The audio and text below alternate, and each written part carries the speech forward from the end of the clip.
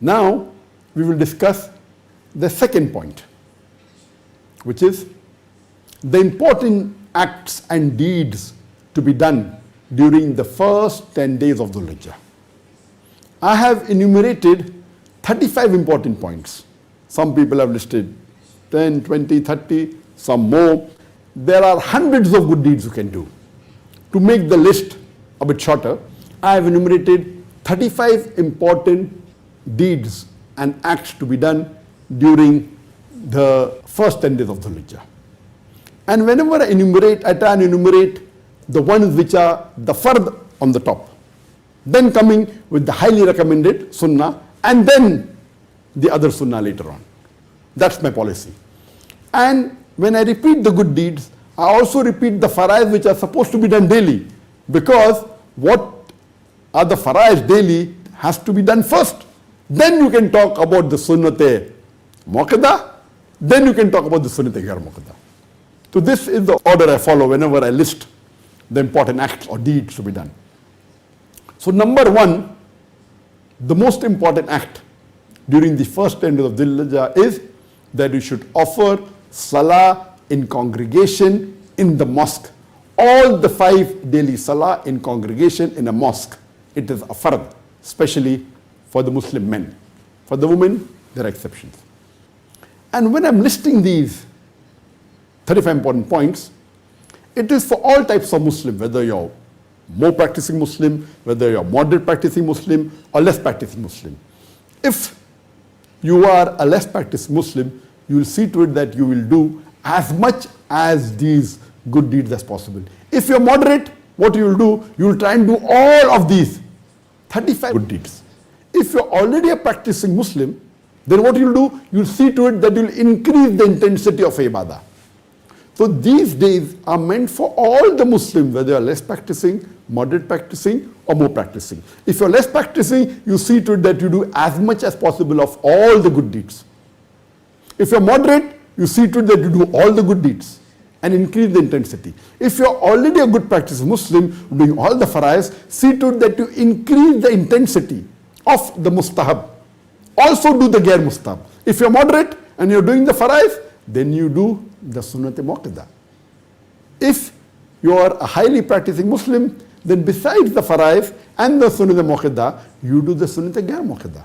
If you're already doing the sunnat ghair muakkada, what do? You increase the intensity. So during these 2 important days, one is the first 10 days of Dhul Hijjah and the other are the days in the month of Ramadan. It's very important that you increase your intensity of your ibadah. So the first important deed to be done during the first day of Dhul Hijjah is offer salah in congregation all 5 times in the mosque. Number 2, if you have not performed Hajj, you should perform Hajj, if it's fard on you. If you have the means, and if you have the health and the wealth, and if you have not performed Hajj, you should perform Hajj, it's a fard on you. If you have already performed Hajj, and if you can do it again, it is mustab, it is sunnah, it is encouraged. But we know since last 1.5 years, we have this pandemic of the coronavirus. And last year, hardly approximately 1,000 were permitted to do Hajj. This year, alhamdulillah, the Saudi government has announced they will allow 60,000 Muslims to do Hajj, out of which 15,000 would be Saudi national, and the balance 45,000 would be the foreigners who are living in Saudi Arabia, who already have the Aqama. They will not allow any outside people to enter who are not residents of Saudi Arabia. But those who are already residents of Saudi Arabia, they will allow 45,000 people, and they'll see to it they'll allow from all the different nationalities depending upon the percentage they're present. We pray to Allah subhanahu wa ta'ala that may He next year solve this problem of the pandemic, and again the Muslims would be able to do in large numbers, inshallah, in millions, like what we used to do 2 years before. The third important act and deed is that you should abstain from all the haram acts, from the major sins as well as the minor sins. And if you're a good Muslim, not doing any major sins, alhamdulillah, there are some minor sins that Muslims normally do, unknowingly or knowingly. See to it that during these 10 days you abstain from all the sins, not only the major sins, but each and every of the minor sins. The fourth is that you should fast during Yawmul Arafah, the 9th Dhul-Hajj. And as I mentioned earlier, it will expiate your sins of the previous year and the coming year. The fifth is fast during all the first 9 days of Dhul-Hijjah. And that is a highly recommended sunnah. Sixth is that if you have the means, you should sacrifice during Yawmun Nahar, that is Eid al-Adha, the 10th day of Dhul-Hijjah. If you have the means and Allah has given you capacity, sacrifice an animal on this day. The seventh is that say the tasbih, that is Subhanallah, say the tahmeed, that is Alhamdulillah, say the tahleel, that is La ilaha illallah, and say the takbir, Allahu Akbar, as much as possible during all the 10 days of Dhul-Hijjah. You can recite together Subhanallahi, walhamdulillahi, wa la ilaha illallah, wallahu Akbar. Subhanallahi, walhamdulillahi, wa la ilaha illallah, wallahu Akbar. You can recite this as much as possible throughout the day. The eighth is that you should go out in the marketplace and say the takbir out loudly so that people are reminded of Allah subhanahu wa ta'ala and they also repeat it on their own. And the takbirat, as I had mentioned earlier, is Allahu Akbar, Allahu Akbar, La ilaha illallah, Allahu Akbar, walillahi alhamd.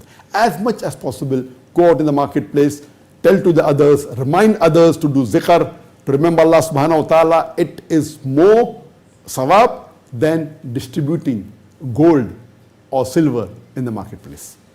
The ninth is praying the tahajjud salah in the last 1/3 of the night and do dua and ask for forgiveness during this last 1/3 of the night, in which Allah subhanahu wa ta'ala answers the prayer at the maximum.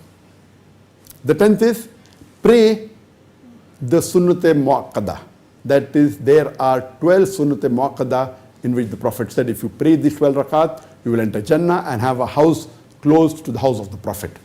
And the 12th sunnat-e muakkada are the 2 rakah sunnah before the Fajr Salah, the 2 + 2, 4 rakah sunnah before the Dhuhr Salah, 2 rakat sunnah after the Dhuhr Salah, the 2 rakah sunnah after the Maghrib Salah, and 2 rakah sunnah after the Isha Salah. There are total 12 sunnat-e muakkada in the full day. Also offer the Salatul Duha. And the Salatul Duha is offered approximately when Shaykh Utaymi was asked which is the right time. He said immediately about 20 minutes after the sunrise till about 10 to 15 minutes before the Dhuhr time. You can offer the Salatul Duha anytime between this time. You can offer 2 rakat. The Prophet said 2 rakat as much as you can, but the Prophet most of the time he offered 4 rakat. So preferably 4 rakat. You can even offer 2 rakat. The Prophet even offered 8 rakat during Fateh Makkah before that. But preferable is 4 rakat, which was usually practice of the Prophet. And the better time to offer, the Prophet said, is when the camel can feel the heat of the sand. So it is preferable to offer after the midpoint between the Fajr and between the Dhuhr. This is the better time. But you can offer any time 20 minutes after the sunrise. And if you offer immediately after sunrise, it's called as Ishraq. But the better time is after the midpoint, as is the sunnah of the Prophet. The 12th point is that you should do dua before breaking your fast. The 13th is do as much as dua throughout the 10 days of the Dhul-Hijjah. And do not miss doing dua during the Friday of these 10 days, the first 10 days of Dhul-Hijjah. Whenever Friday comes, whether once or twice, see to it that you offer in that 1 hour after Asr Salah, before Maghrib. This is an important time, one of the prescribed time for doing dua. The 14th is do zikr of Allah as much as possible throughout the 10 days of Dhul-Hijjah. Point number 15, read the Quran. And if you don't understand Arabic, along with Arabic, read the translation of the Quran in the language you understand the best. Point number 16, ask for forgiveness from Allah subhanahu wa ta'ala during these first 10 days of Dhul-Hijjah. Point number 17, give as much as charity as possible besides the zakat. If you have given your zakat, good. If you have not, see to it you give it. But besides zakat, give as much as charity as possible. Point number 18, do as many good deeds as possible. Point number 19, do tazkiyah nafs every day during these 10 days of Dhul-Hijjah. Point number 20, recite the masnoon dua of the beloved Prophet.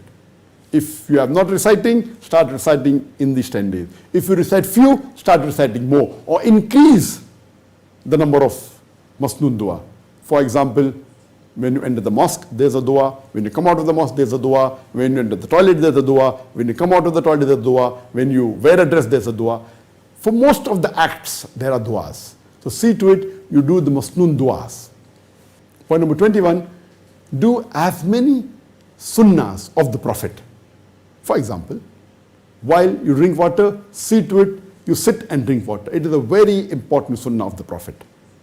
When you wear a footwear, see to it that you wear the footwear on the right leg first. When you remove the footwear, see to it you remove your left leg first. When you enter the mosque, enter with the right leg. When you exit the mosque, you enter with the left leg. When you enter the toilet, enter with the left leg. When you exit the toilet, you exit the toilet with the right leg. When you are wearing a dress, a shirt, put your right hand first. When you are removing the shirt, remove the left hand first. When you are wearing a trouser, put the right leg first. When you are removing the trouser, remove your left leg first. These are the various sunnahs of the Prophet. Do as many sunnah as you can. If you are not doing, start doing it. If you are doing few, do more. If you are doing more, increase it as much as possible during these 10 days of Dhul-Hijjah. During these first 10 days of Dhul-Hijjah, you should see to it that a good deed should increase as compared to the other days of the year. It should be more. If you are reading few duas, read more duas. If you are reading only the farz, start reading the Sunnat Muakkada. If you are reading only Sunnat Muakkada and farz, start reading Sunnat Ghair Muakkada. If you are reading all these three, increase your salah, increase your dua, increase your asking for forgiveness. 22, read the authentic hadith of the Prophet, the Sahih hadith. You have the Sahih Bukhari, Sahih Muslim, and the Silsila Sahih of Albani, the Sahih hadith from Abu Dawud, from Nisai, from Ibn Majah, and so forth. And there's also a new compilation done by Sheikh Ziyar Rahman Azmi of Jame Kamil. We've accumulated all the hadiths Sahih and removed the duplicate, which is approximately 16,546 hadith. All the Sahih. So once you read this, you can easily say that you have read all the Sahih hadith, irrespective whether it's in Bukhari, Muslim, etc., without duplicating, so it's easier. So if you read the Jame Kamil, it's a good thing to do. Point number 23, you should forgive people's fault. Forgive the faults of others. Whatever faults that people do around you, rather than keeping in your mind or taking a grudge, forgive it. If you forgive people's fault, Allah will forgive you.